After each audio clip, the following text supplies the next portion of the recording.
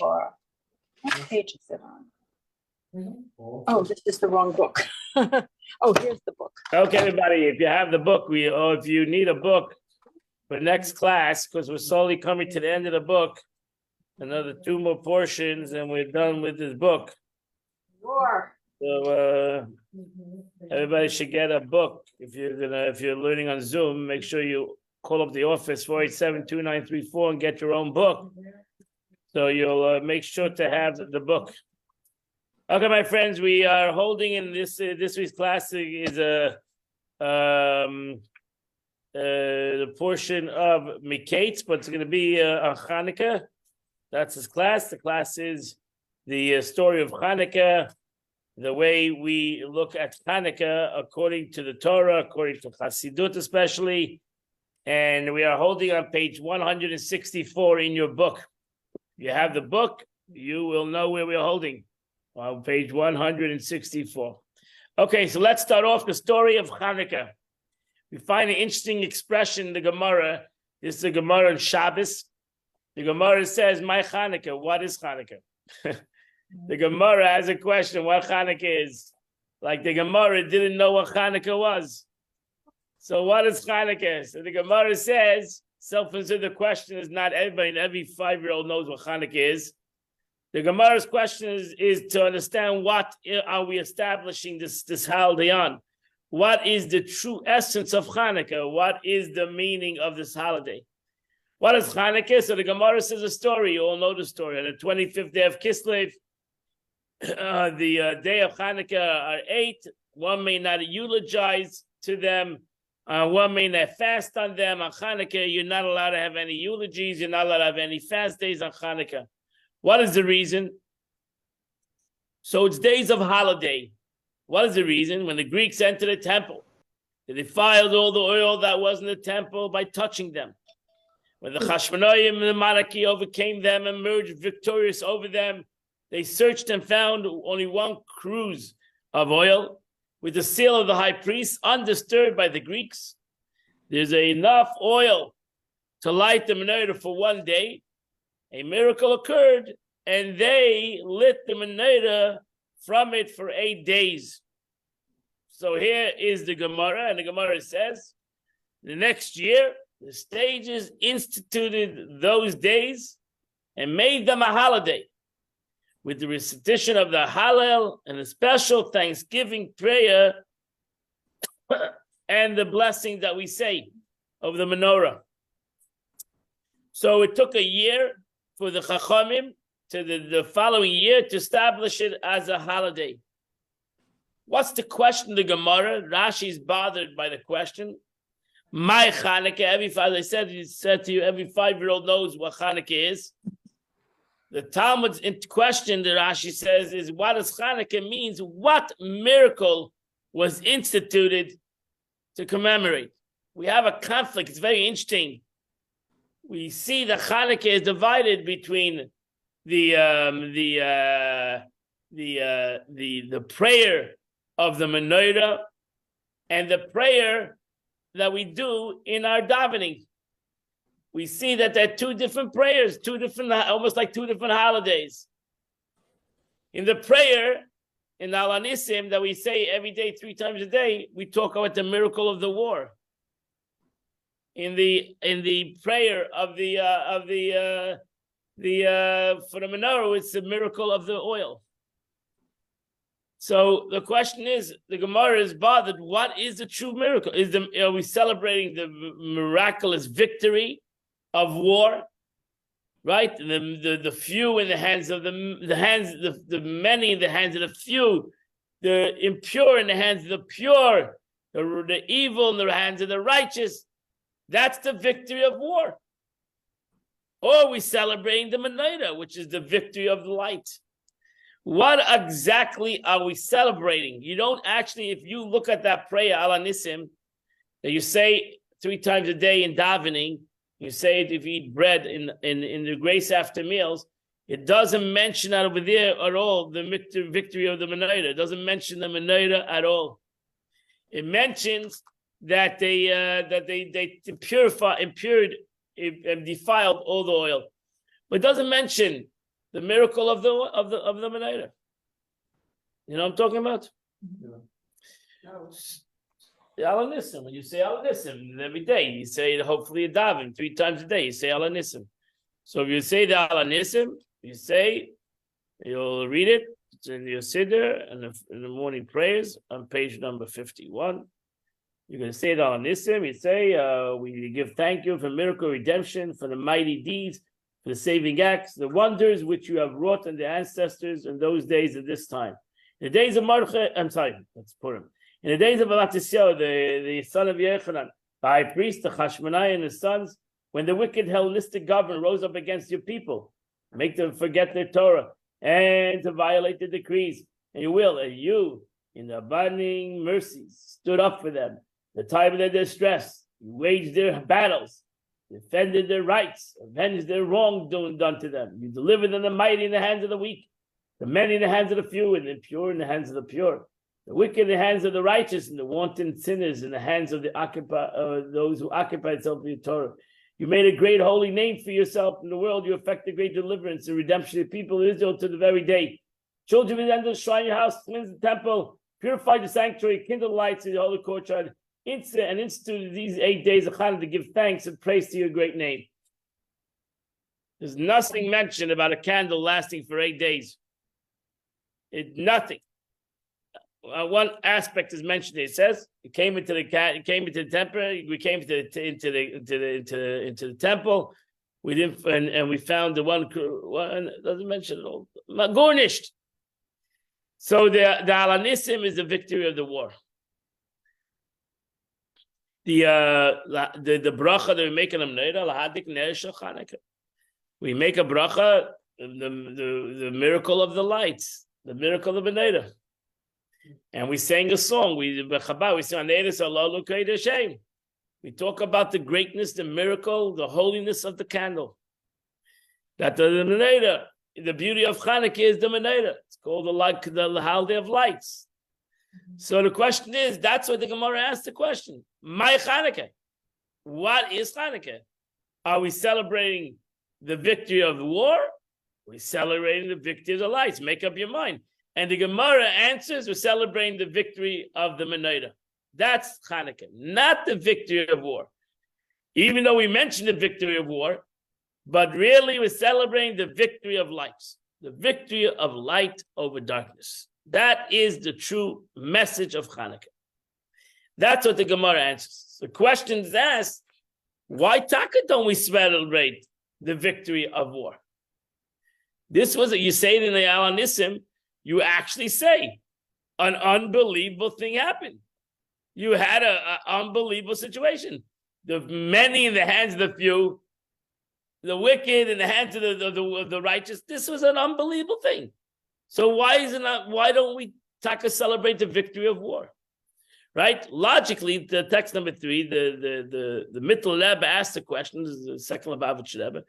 He says, logically, it seemed that the military victory of the many in the hands of the few, the strong in the hands of the weak, as the primary victory. That is really what it's all about. But let me ask you a question. If you wouldn't like the menorah, would it still be a miracle? Yeah. If they wouldn't won the war, you wouldn't like the menorah. They would never do it. Chas v'shalom, if Antiochus would have won the war, you wouldn't have Yiddishkeit maybe anymore. That's it. They would have been gone. So the victory of the war seemingly is more important over here, right? Because ultimately, my friends, do we have the menorah anymore? No. The menorah is gone. The Romans came, destroyed the temple, and it's gone. It's in whatever. They think it's in Rome, but it's not in Rome. We know the original menorah is not in Rome. It's in Rome. No, it's underneath the temple. It's hidden. The original menorah. It's hidden in the temple. Yeah. So, but there's also the yeah. But Chanukah is observed the 25th of Kislev, when the miracle of oil occurred, and not on the 24th when the military victory took place. We really want to cite. So, in essence, the Gemara, even though we want to mention the miracle of the oil, of the victory, well, we make it as a secondary. We make it as a secondary, and to prove it, we make it a secondary. If we celebrate the victory of the war, we should have started Hanukkah on the 24th day, because that's the day that they won the war, the 24th day. And on the 25th at night, the 24th at night, 25th day, that's when they lit the menorah. That's the victory of the menorah. So really, they wanted to push the victory of battle to the back burner, so to say, even though we do mention 3 times a day. But seemingly, yeah, but Rabbi, when we light the menorah, the second prayer we say is Al Hanisim Sheyasa. So yeah, but that's the victory of the oil. That's the As Nisim Laviseinu is the victory of the oil, the miracle of the oil. The As Nisim. It is. It made 8 days a miracle. That's why we make 8 days of blessing. If it was only 1 day, why would you make that bracha on a war 8 days? That's the 8-day miracle that happened with the oil. So the Asa Nisan Laviseinu, God showed us 8 days this miracle. A miracle that the oil lasted or whatever, burnt and didn't burn, whatever. We're not getting, that's a different subject. We spoke about that a different time. So the miracle of the oil is what you're making a bracha over. The nisim that you're mentioning is not that happened that happened the 24th day. We do give primacy to the seemingly secondary miracle and relegate the seemingly primary miracle to the secondary status. It doesn't make sense, really. The Mittel Rebbe asked, doesn't really make sense. Why would you not make seemingly the primary miracle is that they won the war? That they had a miracle in the oil only became about because they won the war. If they wouldn't have won the war, you wouldn't have no menorah miracle. And if you didn't have a menorah miracle, you still have a miracle. But you still have the miracle of the war. And that should be the primary miracle. But seemingly the Gemara, for some reason, wants to move it to a secondary miracle. And the primary miracle is your miracle of your war. And that's the miracle of the menorah, miracle of the light. And we really need to know why did the sages do that? And we continue to celebrate that concept until today. So the Rebbe explains, and this is, maybe you heard this explanation before, and really this is maybe connected to what's happening in the world in general today. And maybe the Jews have woken up to this struggle that's happening with Jews till today. That any struggle we go through, especially what's happening today in the world and especially in Israel, it's a struggle of spiritual. It's a spiritual struggle. It's a spiritual struggle that ultimately comes down into a physical reality, but it's a spiritual struggle. This is a spiritual struggle what Yidden are going through in the world. Hatred of Jews is not just there's no reason why they hate Jews, but a spiritual reason. They don't even know themselves why they hate Jews. And they hate Jews because it goes against it goes against the essence of what the nations of the world think the Jews should be, or where the Jews should be, or which level they should be in. The truth is that even in the war of which evil Israel's fighting, we have to realize that it's also a spiritual war. They even say it themselves. It's an idolatry. It's not a war based on people. It's based on an ideology. And therefore, but we don't want to hear that for some reason. Jews don't want to hear that. They don't want to hear that. Jews think that we can only win this. We're fighting another army. No, we're fighting an ideology. I can't say this word. You're fighting a ideology. You're fighting a philosophy. And this is a deep fight. And we have to realize that. We have to also come with a philosophy also. We also have to come with a philosophy. Because their philosophy is death. To anything that's opposite of them. Death. Trust me, they hate everybody. when you're a concept of evil that's based on a philosophy, then there's no end to that philosophy. And the truth is, your philosophy, that's what you see today, what's happening in the world today, they'll destroy themselves for their philosophy. Because they don't believe. They believe, that nothing is worth but their philosophy. Everything can die. It's the opposite of Judaism. That's what you see, the total opposite of Judaism. We believe life is important. Break everything to save a life. They hold, kill everything for a philosophy. Kill everything, kill your own people, kill everything for a philosophy.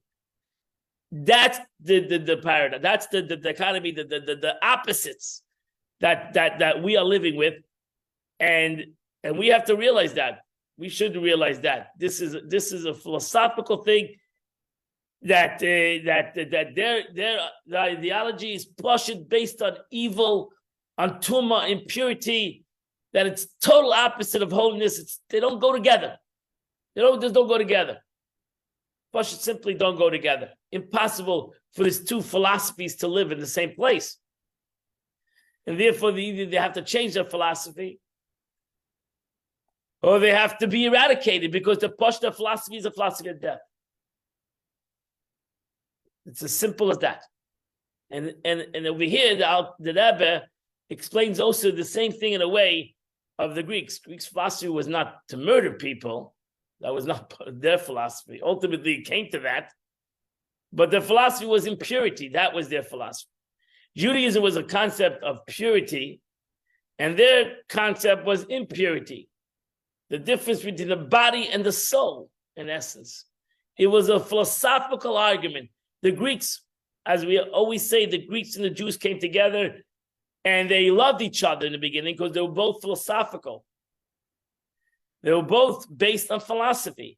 The Greeks came and they realized they found a philosophical partner in life, the Jews. Then they ultimately realized that the Jewish people and their philosophy don't come together. Because the Jewish people, their philosophy is based on something that is pure, something that is holy. And their philosophy was totally opposite. It was something that was just mundane, based on the body. They had no concept to the soul. And ultimately, it became a fight between body and soul, which when you're evil, when you're bad, when the opposite of holiness, then you have to then it becomes a philosophy of death. Then it becomes a philosophy of evil. And that's what happened. The Bible said, you saw that in Germany. Here was officially people, intelligent people, but ultimately they used their intelligence for murder. How to murder, how to kill, how to do evil things. And that shows you that the Jewish philosophy and the world philosophy don't go together.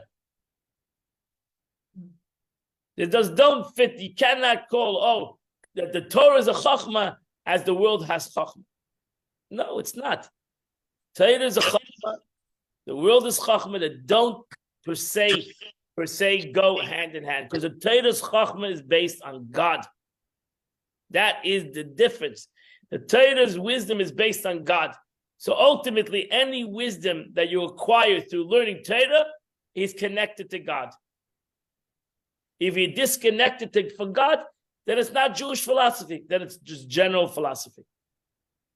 And Gesundheit, you can have general philosophy. Philosophy is beautiful. But Jews, we always want to connect philosophy to God. And we specifically want to do that, not because we have to do that, because a Jew wants to connect always their philosophy to God. Everything wants to be connected to the Torah. We try to connect every concept, every philosophical concept to a godly concept.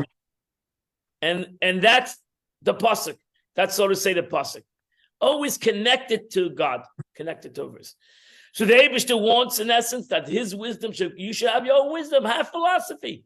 Every person should be philosophical. But nevertheless, if you can disconnect it from God, your philosophy can turn into evil.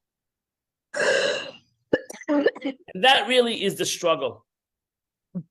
So therefore, if you go to the next, we're going to text number 4a. The Rambam writes, the Rambam explains the holiday of Hanukkah the following way. The Torah states, and you shall guard all my decrees and my judgments and perform them. Our sages comment, why do we put the two opposites together? This verse in Leviticus puts two kinds of mitzvahs that are totally opposites.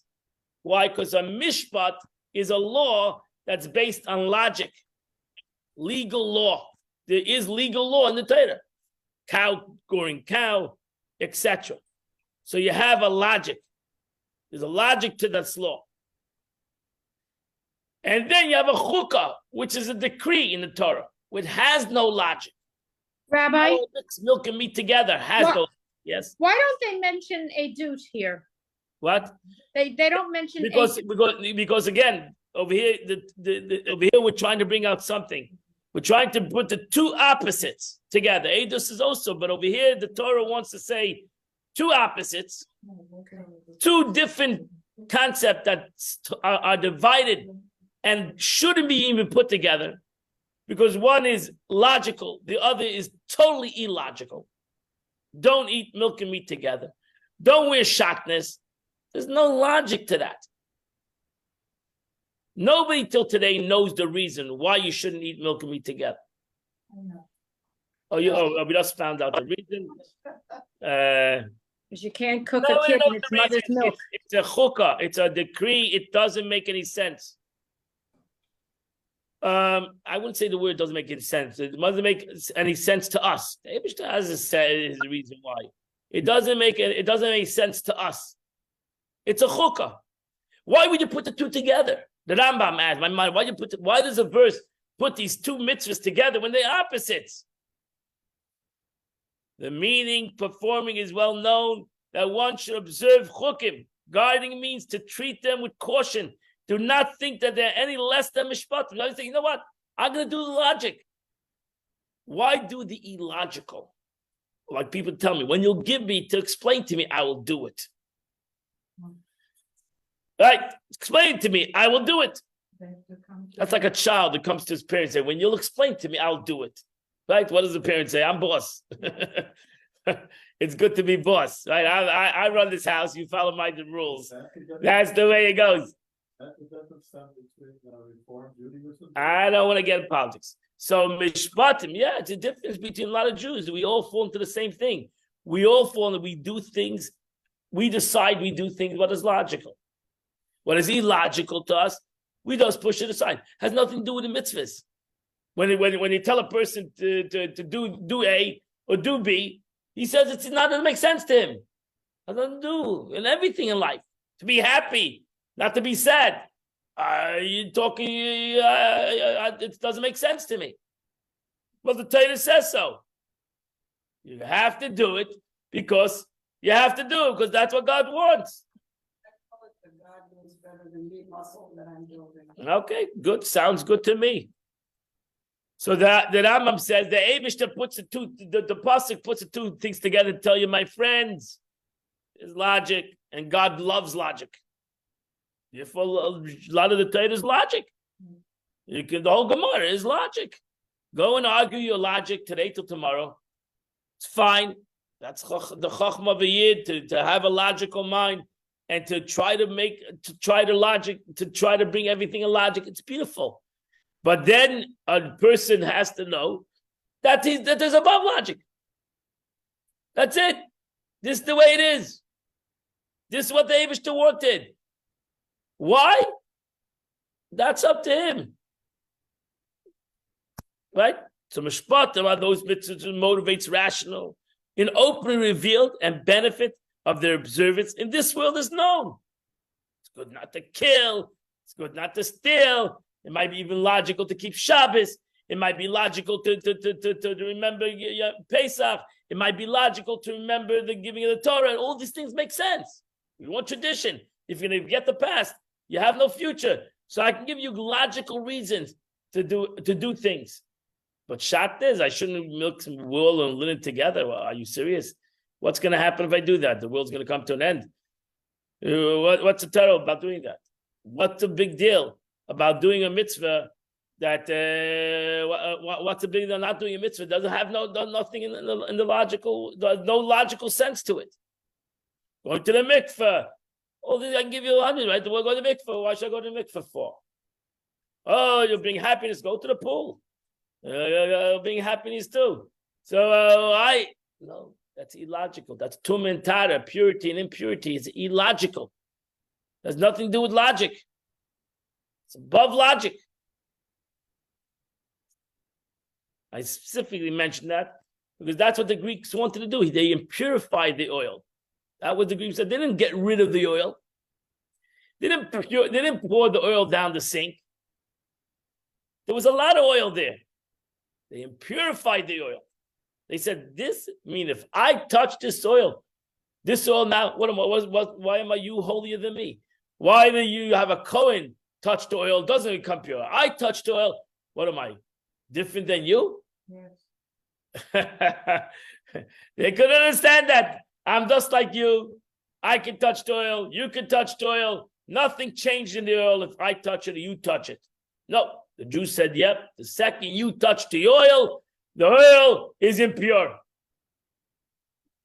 So you ask a lot of people, what is kosher? It's so funny when every time you think people would be more taught it.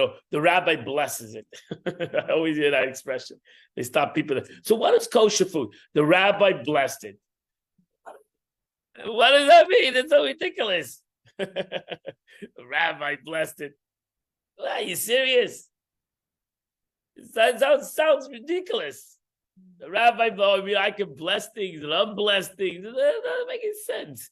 But it's amazing how people accept such an illogical thing that what? I bless food. Now all the food is kosher. I didn't come into the city. I didn't come into public. Didn't bless it. It's not kosher. It's illogical. It just doesn't make any sense. But people accept it as what is kosher, what's not kosher. Even Jews. They should go learn what is kosher, what's not kosher. It's like right, motivate benefit, like prohibition against robbery and bloodshed, commandment honor your parents. Makes sense. The chuk of our mitzvahs are motivated, rational, are not known. I was saying today, I ordained the creed, chukim, and you have no license to question it. It's good to be king. I said to do it, and that's it. Finished. That's my command. I told you to do it. You should do it. Stop asking questions. So the pasuk that Rambam says, the pasuk puts two together that we should do it. We should do it because that's what God tells. Now, why ultimately should you have illogical commandments with logical? Why talk away? So why couldn't the pasuk put two separate things? And this is an important lesson to us, to all of us. Because if you fall away with the illogical ones, you're going to fall away with the logical. That's the way it is. Because ultimately, the second I say I'm only going to do logical commandments, then my Yetzer Hara will say maybe this is also illogical. Right? It's illogical to you. Right? So it's illogical to steal. In general, it's illogical to steal. But right now, it's logical. Right now, I need to steal. Because right now, it's logical. It's illogical to honor your parents. But right now, my parents don't deserve the honor, right? I can logically come to a conclusion.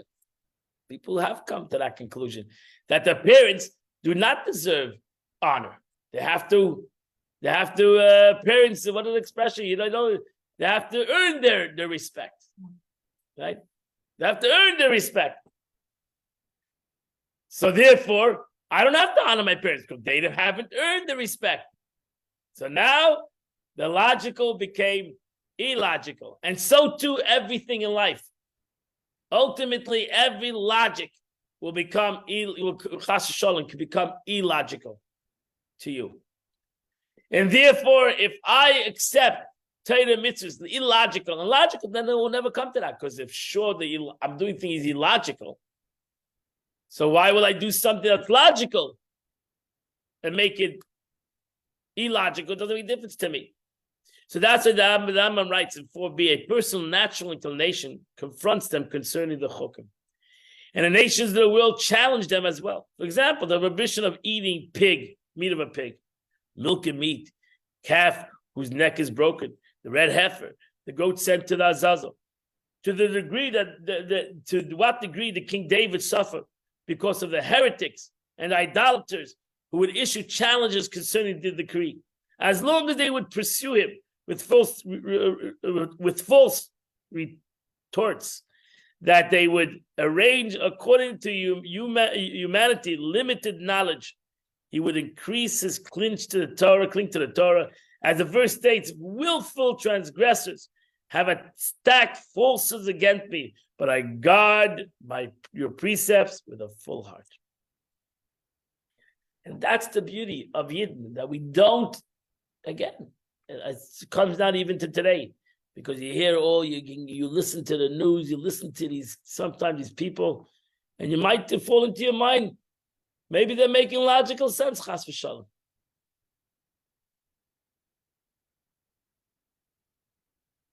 God forbid.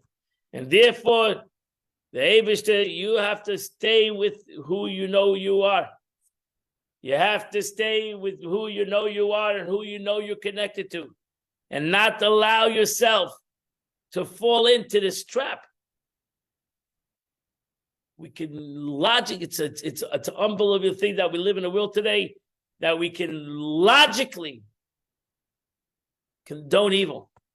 We can logically we can condone it, we can justify evil logically. I'm talking today. We logically condone evil and protect evil and feel bad for evil, all logically. Right? We logically we come to conclusion. We package it. We manipulate it. Chas v'shalom, Jews fall into the same situation. It's exactly what the Yavanim wanted.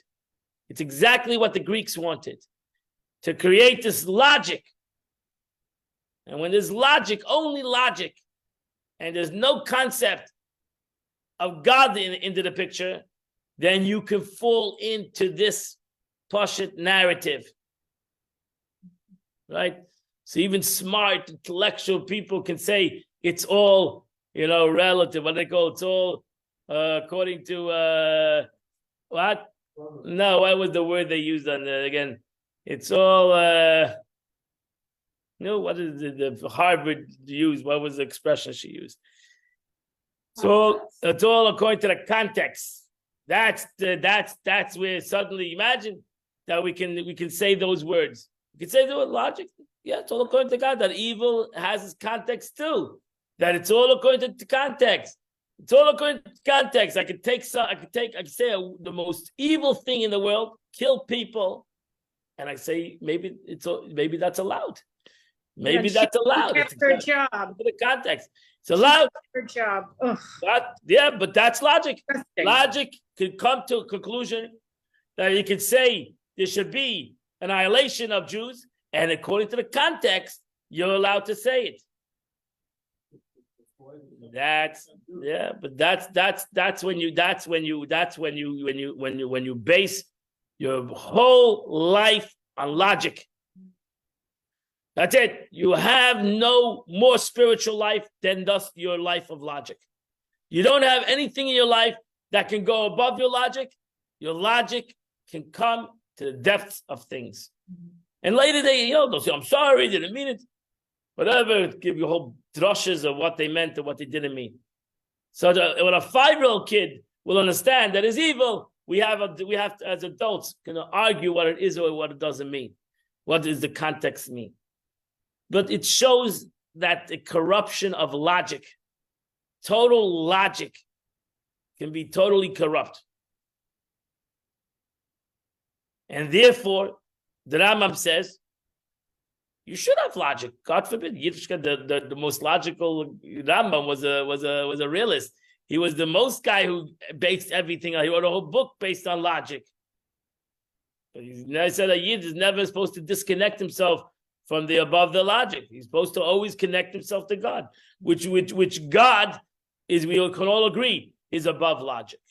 It has no. It's beautiful what you're saying. So I'm saying the Rebbe. So the Rebbe writes in text number 5, the Frierdiker Rebbe. You don't. That's a Rebbe. You don't have to deal with nothing. You just be the light. That's it. You just be the light. You cannot change evil. They have to change themselves. It's not something that you you have the power or the strength you think to change evil. Yeah, a corrupt logic. So we base our logic on something that's above logic. We say we don't know what it is. We don't understand it.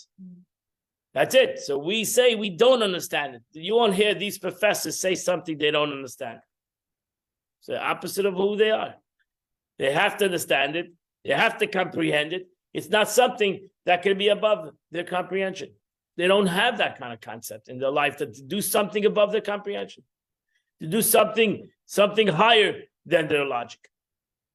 So the Greek war, so therefore the Rambam writes, the Frierdiker Rebbe says, in text number 5, the Greek war was a spiritual one, not only the menorah.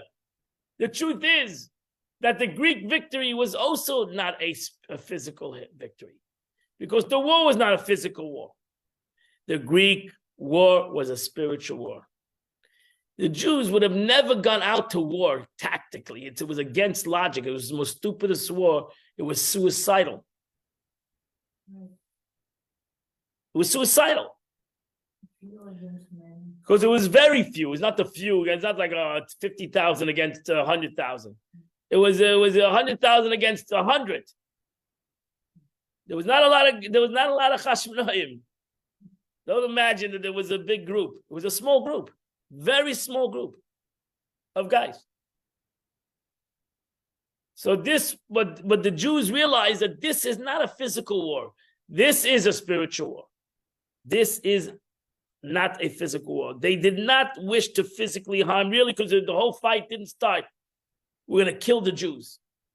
But you have Haman. Haman was a physical situation. Kill the Jews. The Jews had in essence two holidays, Purim and Chanukah. Haman was like Hitler Machshamai. Kill all the Jews. Passover, same thing. Paro, kill all the Jews. Hanukkah was not that way. The Greeks actually fell in love with the Jews, and as I said before, the Jews fell in love with the Greeks. They did not wish to physically harm the Jews. Rather, their primary objective was to make them forget the Torah of God. That was their objective. And therefore, they were winning. The truth is that they were winning the war. See, the Eibishter had to put in their head that they should go out and kill the Jews.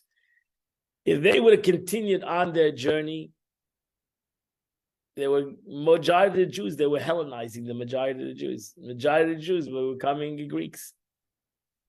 The majority? Yeah, a lot. Yes. They were affecting the Jews that they were basically becoming Hellenists. Because what they were telling the Jews was, keep Torah, keep mitzvahs, keep Shabbos, keep everything. But they always had a thought of the sides, and that was the so to say, the religious Jews that said, you know what? We're not falling into this trap, right? We're not falling into this trap. We're not falling into the trap. So that was their point, to forget the Torah of God and the mitzvahs are His will. Meaning they did not have a problem with Torah in so far intellectual exercise. To be sure, the Greeks were highly sophisticated people and recognized the brilliance of the Torah. They came, as I said, the Greeks and the Jews, they came together. They were it was like kumbaya. This was like the Jews were happy because the first time they met an intellectual group, Aristotle, and all these great philosophers, and democracy, all these things were Jewish concepts, right? Brought democracy to the world, and beauty, and life, and the beauty of life. These things came together in such a way that the Jews were happy. But, however, they opposed the notion of God. They opposed this concept of God. Why do you need to put God into the situation. Take God out of the picture. This is all the beauty of humans, humanity, logic. Baruch, I said, Baruch Hashem, they gave us. No, we have logic. That's what we have to look for. Against this, they battled. And ultimately, the Jews realized that the longer they're going to go with this, they're going to eradicate Jews. That's what's going to happen. They're going to lose Yiddishkeit. Yiddishkeit is going to be lost. So then what happened? They started a struggle. And that's when, okay, you don't want to become part of us? We're going to annihilate you.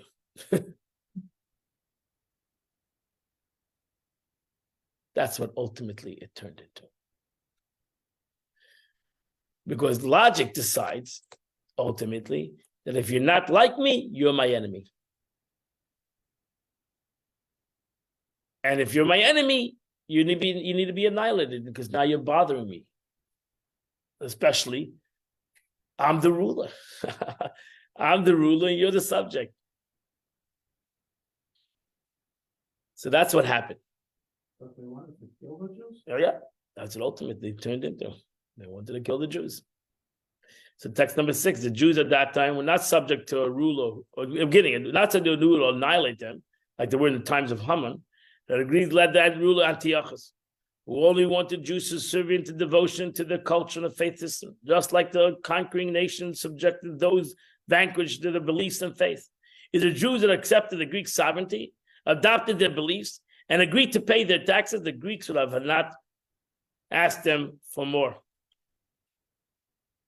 But ultimately, the Jews did not. But thank God, the Hashmonaim realized that if they're not going to stop this, the Jews would be annihilated. Not in the way of annihilated physically, they were annihilated spiritually. So that's why what happened was ultimately that they started to make decrees against the Torah. Can't keep the Shabbos. Can't keep circumcision. Can't learn the Torah.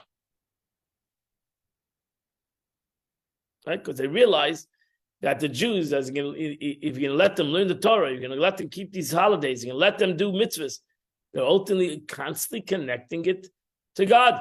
They're constantly celebrating a godly day. And ultimately, they couldn't deal with that. And that was the true struggle of those days.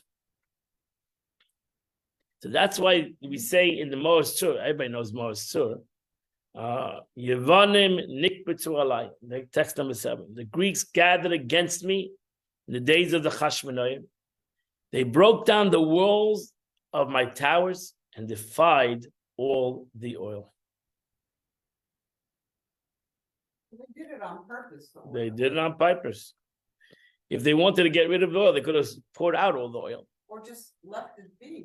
Right. They cared about it. They had an agenda. They had an agenda.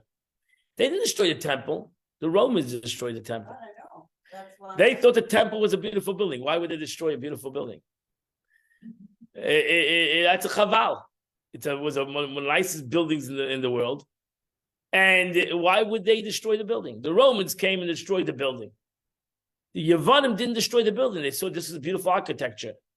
And they understood the beauty of this architecture. They said, no, we're not going to destroy the building. We're going to defile the building. The Romans destroyed the first temple. The second temple of the Romans. We destroyed it. The Babylonians. So they didn't even destroy the menorah. They left the menorah there. Right? The Romans took everything. The Greeks left everything the way it was. The temple was beautiful.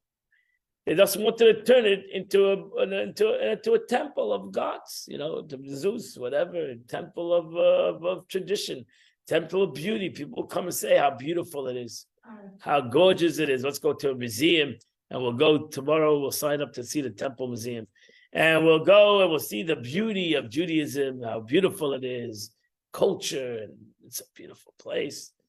But that it's a light to the nation, that the menorah has to be pure and Bubba Mises. So they destroyed the Gemara. That's what the Gemara says. The menorah serves as a testimony to humankind. The divine presence rests amongst Israel. That was the struggle. What do you mean? That you have a menorah, that you are lighting pure oil, that you are, what is this relationship you have over here? What is this godly relationship? We're all human beings. We all have the same relationship. We all don't know what God is. We all don't have a relationship with God. We have a relationship with ourselves. They were idol worship. Yeah, they were pagans. Yeah. So they had many idols and they had many things. What is this thing, this personal relationship with God and purity and impurity? And you're becoming pure and this needs to be pure. That everything is the same.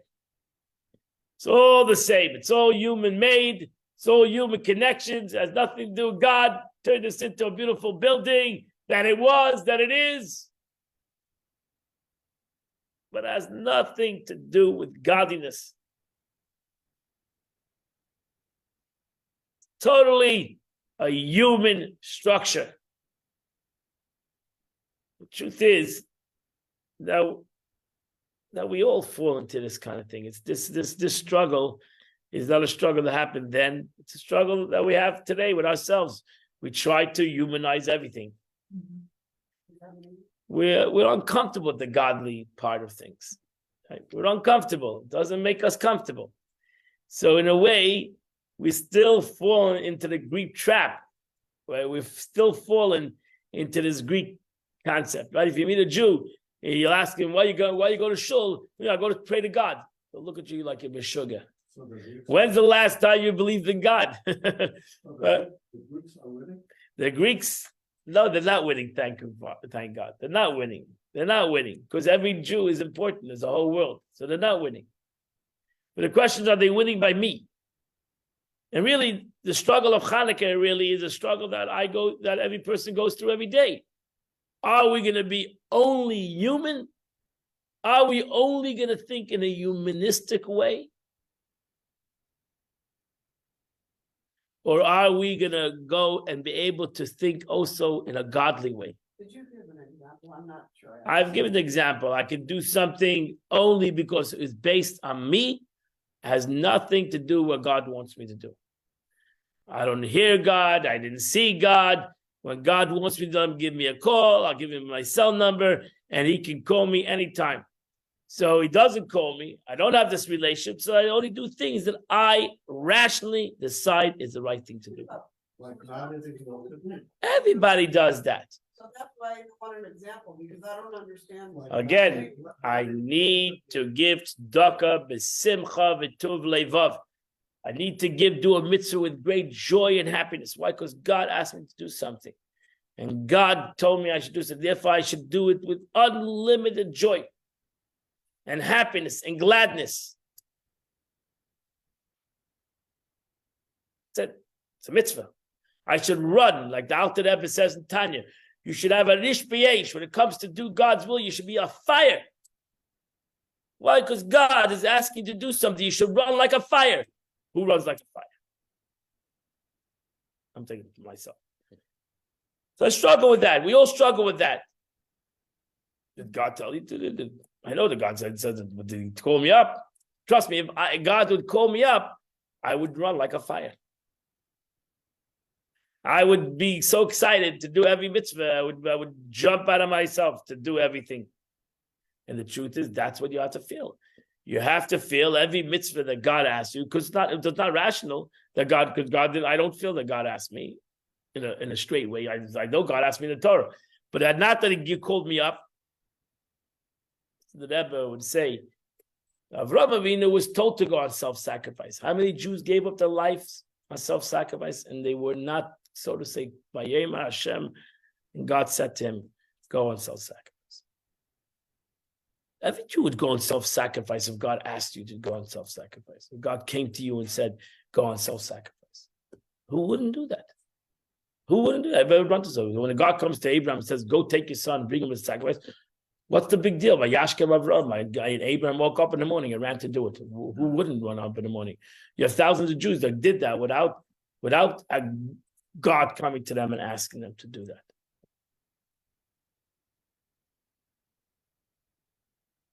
we need to, so in a way we're greater than Abraham and Isaac and Jacob, who had an open dialogue with God, or Moshe Rabbeinu, who had an open dialogue with God. We don't have that open dialogue. No. Halavai, we did. Maybe you do. I'm not talking to me. So I don't have that open dialogue. I know what God wants for me, but then I have my nature, the world, my nature. I'm busy, other things, other obligations. So I have this challenge. I got this challenge. If I would have an unbelievable relationship with HaKadosh Baruch Hu, I wouldn't have a challenge. It wouldn't be a challenge by me. I would run right away. So the truth is, what the Rebbe is going to bring out, sure, we win our battles. We Baruch Hashem win our battles. Yidden win their battles. But we should really connect to the light that we don't have any battles. We should really connect to the light that doesn't have any battles. So that's why Hanukkah, we celebrate both a little bit. But really, what should be our celebration? The celebration of the light. I want to connect to the light of God. If I want to just connect to my victories, sometimes I'm going to be victorious, and sometimes I'm going to lose the battle. The Chashmonai won the battle, and then ultimately not 100 years later, or something like that, 150 years later, they lost the battle. The Beis Hamikdash was destroyed. So we won and we lose. But the light never loses. Right? The light, the ideology never loses. Never loses. God never loses. The physical might lose. The spirit never loses. So therefore, you're right. The sages put both of them, the light, the spirit, the war, both of them are in the story. But what should be the focus? The light. The spirit should be the focus. And then win your battles. Win your battles because of the spirit. Not win your battles for the spirit. The spirit should win your battles. The Menorah should win your battles. Not that you should win your battles for the Menorah, because sometimes you will lose. And then not only do you lose your battle, you lost the Menorah. If the Menorah is our battle, the battle that we're trying to do is connect to God and be spiritual people and be godly people, you'll win all those battles. You'll win the battles that you come in life. That's the beauty. So therefore, the Rebbe, again, the Mittel Rebbe writes in text number 9, the Greeks wanted to make the Jews forget about the divine aspect of the Torah. They did not want to harm them physically. Therefore, they deliberately contaminated the oil in the temple. The oil represents the divine light of the Torah. Consequently, the miracle of the oil, which adds to the Greeks' primary scheme, is the primary miracle of Hanukkah. The military victory, the answer to the physical conflict that the Greeks never intended, is the secondary to it. So the truth is, the Greeks also understood if they can get rid of the oil, they don't have to go to war with Jews. You get rid of the oil, you contaminate the oil, they'll lose the battles. They'll lose their battles. If you take away the God from them, they'll ultimately give in. They'll ultimately disappear. They'll all become Greeks. And that's why the Jews also understood. They need a fight for the oil. They need a fight for their godliness. They need a fight also physically, but they need a fight for their godliness. Jews in the world today need a fight for their godliness. That is the story. That's the lesson of the story. We all need to wake up our souls. That's the real fight over here. That's the real fight. The real fight is Parsha Yidden need to wake up and become more godly. And you'll see. You'll win your battles. You'll win your physical battles. But if you win your physical battles and you don't win your spiritual battles, There'll come a time, chas v'shalom, never come a time that you won't have any physical battles because you'll just come, you'll disappear. So that's what the Chashmonaim, that's what the Greeks wanted. Instead of fighting with them, take away take away their soul, and that's it. You take away their soul, the body will ultimately come, Greeks.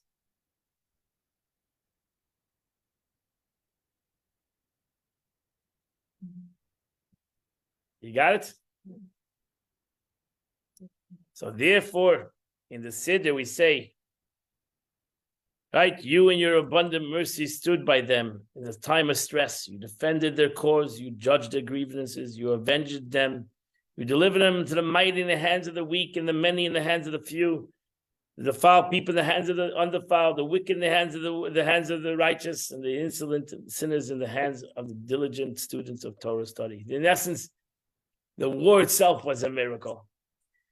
The war itself, that's what the Jew says. Ultimately, the war itself is a miracle. It's not because we're tactically smarter or we have the capability. No, it's also a miracle. It's all connected to the soul.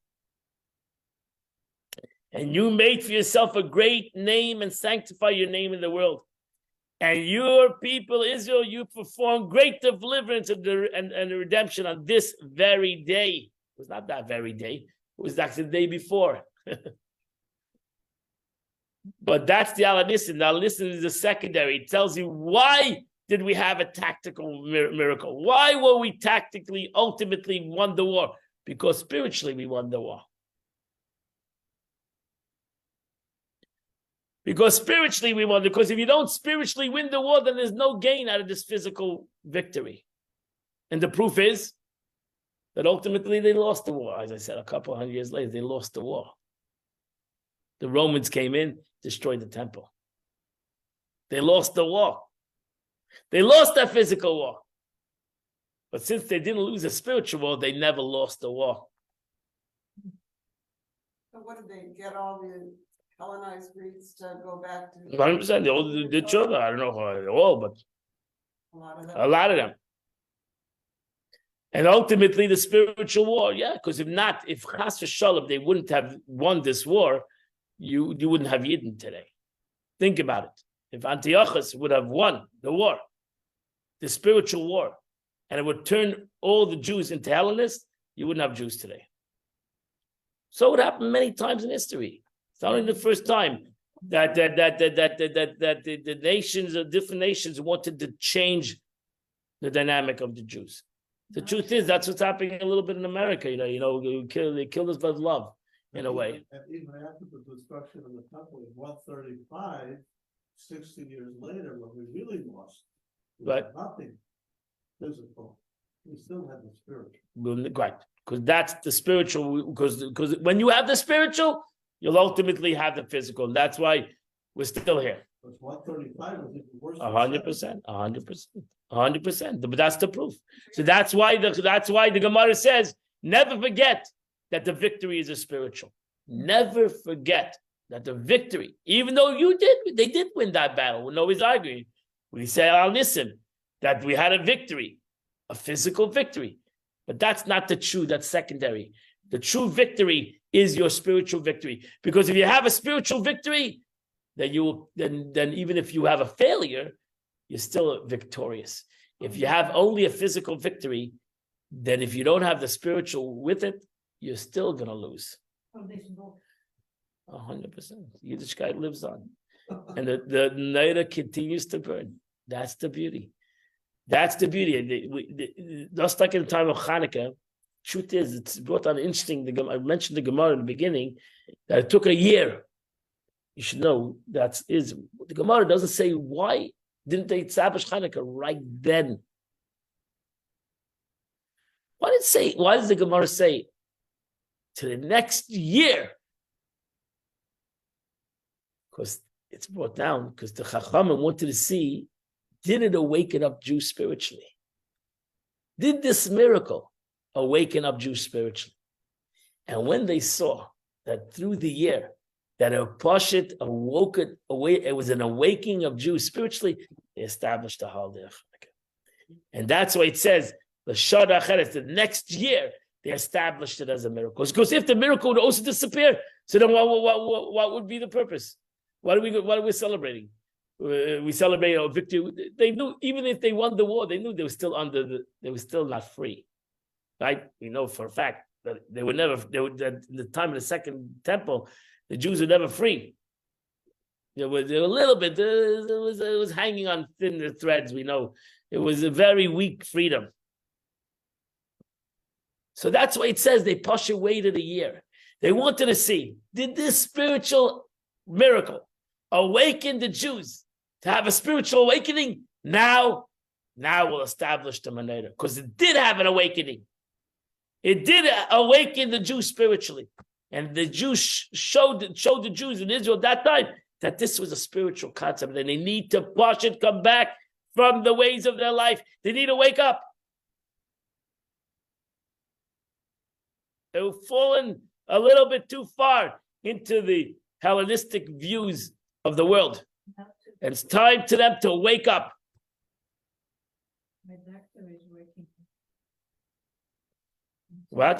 My doctor is working after he told me he didn't think about Judaism before. Yeah, 100%. Now he. So that's what the Rebbe writes. The Rebbe writes in text number 11, where when compared to the great spiritual revelation of Hanukkah, which was expressed through the miracle of the oil, the physical military victory becomes insignificant. That's the true victory. This is going to be the true victory of Yidden. Yachad Natzeh. We're not just going to win this war physically. We're going to win this war spiritually. Therefore, when we wish to commemorate and offer thanks for the physical victory, we can't simultaneously mention the miracle of the oil, because it would outshine the physical victory to the extent that it become negligible. Therefore, we commemorate two miracles in two different times. We commemorate the miracle of the oil by lighting the Hanukkah light candles, and we commemorate the miracle of victory in the Ala Nisim. So we want to show that there's two different things. There's this spiritual victory, that's Hanukkah, that's why we light the Menorah, and then there's a victory of the war. We say it in our davening. So therefore, text number 12, everything spiritual is compared to the light, because the spiritual realm is entirely removed from the physical. Thus, everything that exists in the spiritual realm is an analogy to light. Kiner mitzvah v'Torah, as the mitzvah is the lamp, the Torah is its light. When one studies Torah, its light draws them to the right path. We'll end off with a letter of the Rebbe in text number 15. The Rebbe writes a letter. By the grace of God, the 15th of Kislev, Brooklyn, New York, to all Jewish detainees. They were in prison. Everywhere. God be with you.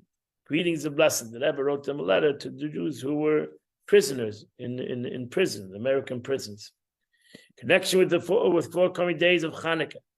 I extend to each and all of you a prayerful wishes for bright and inspiring Hanukkah, coupled with fulfillment of your heart's desires for good in every respect. Hanukkah brings a meaningful message of encouragement in keeping with all the festivals and commemorative days of our Jewish calendar, which are meant to be observed not just for the sake of remembrance, but also for a particular lesson that provide in our daily life. One of the practical teachings of Hanukkah is as follows. Special mitzvah pertaining to Hanukkah is, of course, the kindling of the Hanukkah lights, which must be lit after sunset, unlike the Shabbos candles, which must be lit before sunset, and unlike also the lights of the menorah that were kindled in the Beis Hamikdash even earlier in the day. The meaningful message that is emphasized on the kindling of the Hanukkah lights after sunset the sunset conveys is when a person finds himself in a situation of after sunset, when the light of the day is given away to gloom and darkness, as was in the case of the ancient days under the oppressive Greek rule, one must not despair, God forbid. On the contrary, it is necessary to fortify oneself with complete trust in God, the essence of goodness, and take heart in the firm belief that the darkness is only temporary, and it will soon be suspended by a bright light, which will seen and felt and more strongly through our supremacy of light over darkness, and by the intensity of the contrast.